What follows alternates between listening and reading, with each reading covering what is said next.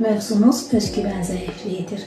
Bu bizim hər yaş dönəmimizdə ola bilər. Xüsusilə uşaqlarda daha tez-tez rast gəlinir. Bir çox səbəbləri ola bilər.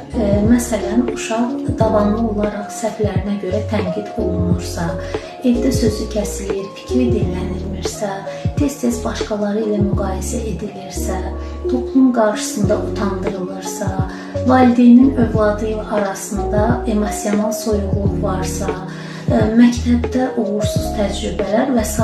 ola bilər. 12-15 yaş aralığında olan uşaqlar bu hal üçün yüksək risk qrupu sayıla bilər. Onlar üçün bədən, görünüş, özünü qəbul çox önəmlidir. Ən kiçik tənqid belə böyük təsir edə bilər. Sosial şəbəkələr də uşaqlarda özgüvəni daha da sarsıda bilər.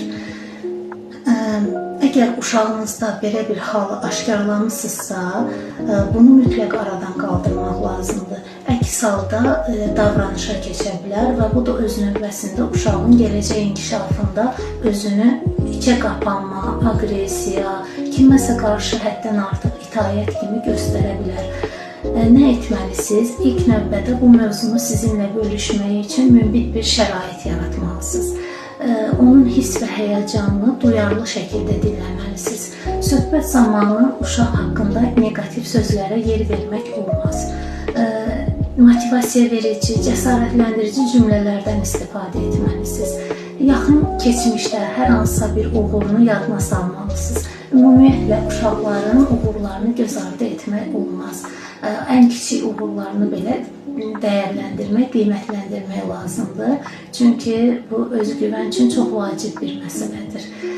Söhbəti yarımçıq buraxmaq olmaz. Mütləq mövzunu motivasiya verici cümlələrlə bitirməlisiniz. Məsələn, mən sənin bunu edəcəyinə inanıram, səndə o işığı görürəm kimi cümlələr.